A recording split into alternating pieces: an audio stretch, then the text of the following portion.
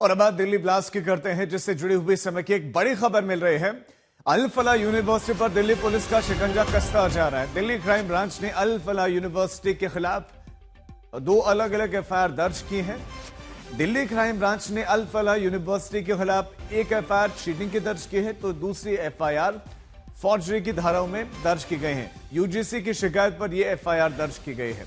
Delhi police ने अल फलाह university को एक नोटिस भी दिया है, साथ ही कुछ डॉक्यूमेंट्स यूनिवर्सिटी की तरफ से मांगे गए हैं। और इस बीच में पूरे आतंक के नेटवर्क को लेकर भी जांच एजेंसियां फुल एक्शन में दिखाई दे रही हैं, जिसे लेकर रोज नए खुलासे हो रहे हैं।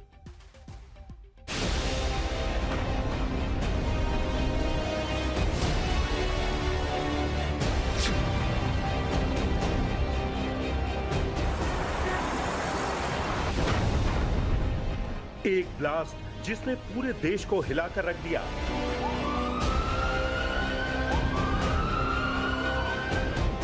आतंक की ऐसी साजिश जिसने कई सवाल खड़े कर दिए।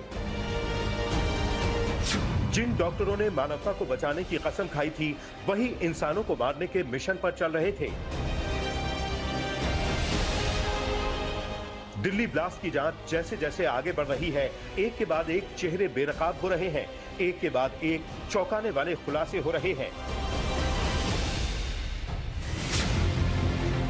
आपको दिखाते हैं आतंकी डॉक्टर उमर की वो तस्वीर जो अपने आप में कई सवाल समेटे हुए है। इस तस्वीर में आतंकी उमर डॉक्टर के कपड़ों में नजर आ रहा है, गले में आला और डॉक्टर के सफेद कपड़े।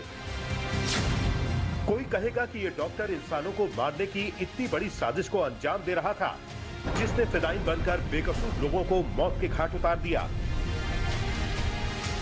अब आतंकी डॉक्टर उमर की ये सीसीटीवी तस्वीर भी सामने आई है, जिसमें साफ है कि ये 2 मोबाइल का इस्तेमाल कर रहा था। ये सीसीटीवी फुटेज 30 तारीख की फरीदाबाद के एक मोबाइल शॉप की है। सीसीटीवी में देखिए, आतंकी उमर एक बैग के साथ नजर आ रहा है।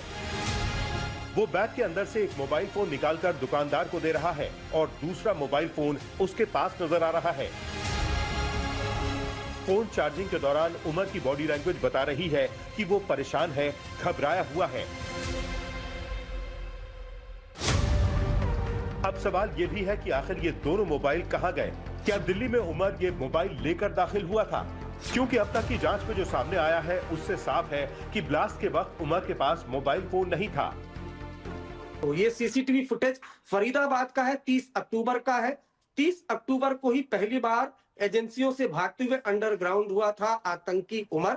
अगर आप सीसीटीवी देखें तो इसके हाथ में एक बैग है, 2 मोबाइल फोन है। इन्हीं 2 मोबाइल फोन की तलाश कर रही है एजेंसी।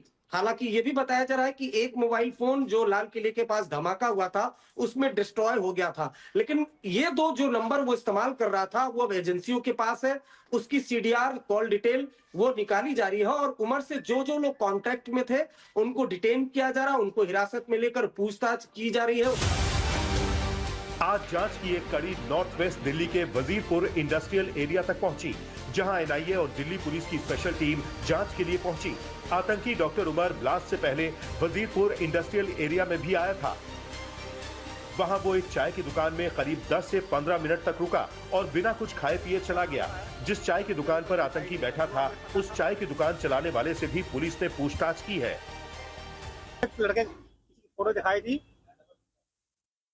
कहीं से निकाल के, तो मैं समझ नहीं पाया कौन क्या है क्या नहीं। उन्होंने बताया नहीं कि क्या मामला है, इसलिए हमें कोई जानकारी नहीं था। जो हमें पता था दुकान के बारे में, उनको पूरी जानकारी दी। कैमरे में रिकॉर्डिंग जो होती है वो दिखाए थे हमें। वो लड़का आया था यहाँ पे, 2-4-5 मिनट बैठा है, फिर चला गया है। किधर गया नहीं गया, वो हमें नहीं पता। अब सवाल ये है कि उमर वजीरपुर इंडस्ट्रियल एरिया में किससे मिलने आया था? यहाँ आने का उसका मकसद क्या था? पूरे इंडस्ट्रियल एरिया के सीसीटीवी कैमरे खंगाले जा रहे हैं। दिल्ली धमाका मामले में पठानकोट से हिरासत में लिया गया एक और डॉक्टर अल फलाह यूनिवर्सिटी से जुड़ा था। ऐसे में इस यूनिवर्सिटी को लेकर कई सवाल उठ रहे हैं। डॉक्टर रईस अहमद भट्ट को पठानकोट से पूछताछ के लिए गिरफ्तार किया गया है। रईस भट्ट ने 2020 से 2021 तक अल फलाह विश्वविद्यालय फरीदाबाद में काम किया था। ये डॉक्टर अल फलाह में तैनात कर्मचारियों के साथ टेलीफोन पर संपर्क में था। इस बात की जांच भी की जा रही है कि क्या डॉक्टर कथित तौर पर डॉक्टर उमर के संपर्क में था। डॉक्टर को पूछताछ और तथ्य स्थापित करने के लिए गिरफ्तार किया गया है। वहीं यूनिवर्सिटी की फंडिंग भी जांच के दायरे में है। ईडी इसकी तफ्तीश में लगी है। इस बीच दिल्ली पुलिस की एक टीम दिल्ली के ओखला इलाके में अल फलाह यूनिवर्सिटी के हेडक्वार्टर पहुंची। यहाँ पर जो पुलिस की टीम है वो पहुंची हुई है और अंदर इसी में इसका ऑफिस है। आप देख सकते हैं तस्वीरों में, आगे जाके इसी का वही ऑफिस है। वहाँ पर पुलिस टीम सुबह से पहुंची हुई है और जांच की जा रही है और यहाँ पर आगे आज जाने नहीं दिया जा रहा है। बताया जा रहा है कि जो दिल्ली पुलिस है वो भी अब इस जांच में शामिल हुई है और अल फलाह जो यूनिवर्सिटी है वो उस पे जांच का दायरा जो है वो दिल्ली पुलिस भी अब शुरू की है। बता दें, इससे पहले यहाँ पर हरियाणा पुलिस की टीम भी पहुंची थी और वो भी जांच की थी, लेकिन अब इस जांच में दिल्ली पुलिस भी शामिल हो गई है और दिल्ली पुलिस भी जांच के सिलसिले में यहाँ पर पहुंची है। इस बीच डॉक्टर शाहीन को लेकर भी नए खुलासे हो रहे हैं। शाहीन ने अपने सिम में फर्जी पता लगाया था। 2023 में लिए गए इस सिम में शाहीन ने फरीदाबाद के धौज इलाके की एक मस्जिद का पता लिखवाया था।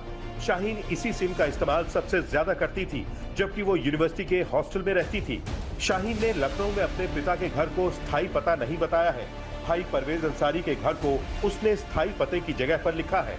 शाहीन की ट्रैवल हिस्ट्री से पता चला है कि 2013 में कानपुर की नौकरी छोड़ने के बाद शाहीन कुछ दिनों के लिए थाईलैंड गई थी।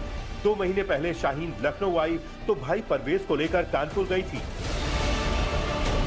शाहीन के मूवमेंट और यूपी कनेक्शन को लेकर यूपी एटीएस और इंटेलिजेंस की टीम पड़ताल कर रही है। इस बीच दिल्ली विस्फोट मामले की जांच के बाद कानपुर के मेडिकल कॉलेज ने डॉक्टर शाहीन का नाम कॉलेज बोर्ड सूची से हटा दिया है। वहीं आईएमए ने आजीवन सदस्यता भी समाप्त कर दी है। दिल्ली से अरविंद ओझा और हिमांशु मिश्रा के साथ आज तक ब्यूरो।